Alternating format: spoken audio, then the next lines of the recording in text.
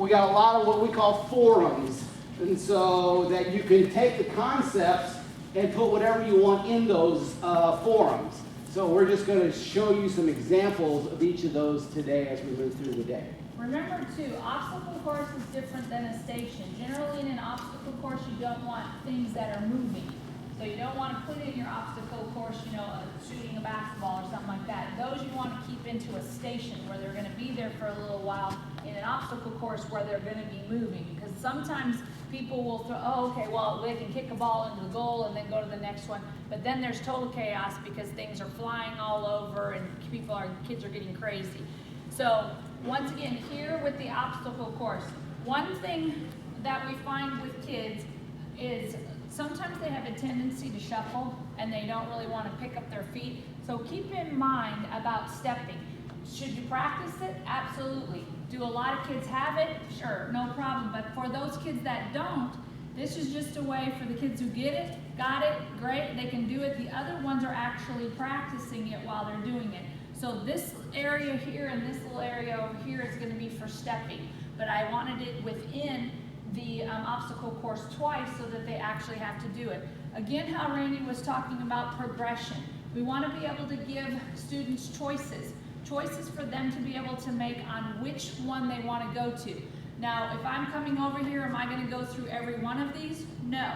Me as the student, I'm going to choose which one I feel the most comfortable at. So over here for me stepping, I may just do that one and move on to the next group.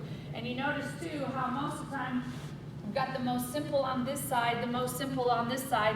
You don't want to put your simple over here and then your simple over here, because then again, when they're moving through the obstacle course, then they're having to progress over this way, and you don't want to do that. You want to try to keep all your simple on one side, put, you know, more progression in the middle, and then the tougher on the inside, or whichever way, just so that the kids kind of can move that way.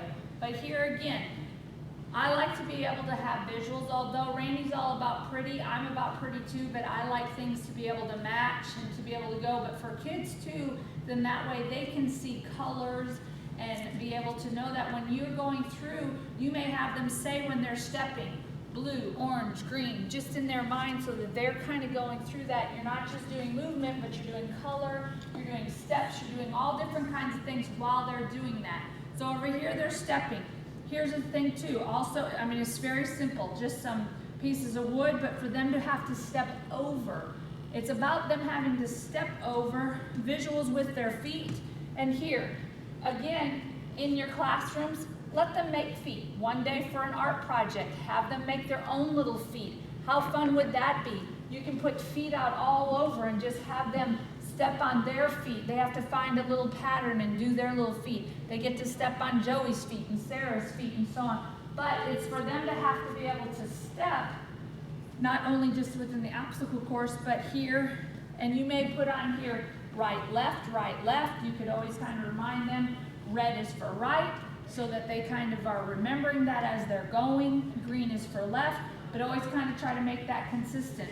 Something as simple as this where they're stepping over. Keep in mind too, you don't want something that's going to be real tight, something that if they step over it, that if it doesn't break away, they're going to get hurt.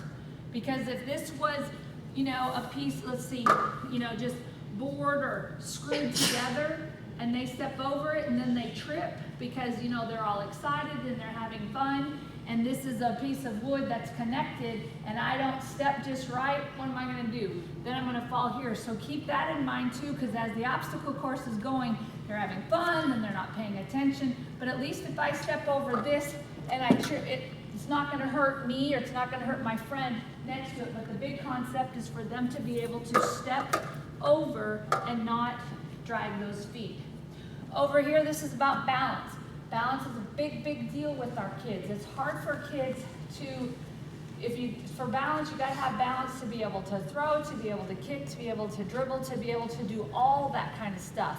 So in our progression here with balance, something as simple again here, starting to just with balance, but if you notice, I'm trying to get my feet in front of each other, causing me to have to balance. Then you could put your little arrows where they're having to do this. because we're working on trying to get heel to toe. If you look at some of the, basic assessments like for kids and so on, it's about, moving and trying to get to that heel toe position where they're having to balance. So the arrows makes it real simple. And again, this is something very inexpensive. I mean, you can go to the dollar store, the Dollar Tree, and get that liner. It's on the roll, and it's kind of the squishy liner that you put your dishes on. Just cut yourself some feet, cut yourself some arrows. That way on your floor, they're not gonna move, and very inexpensive. These are a little more expensive because Randy had to have them. Boy, they're pretty though, aren't they? They're so Yeah.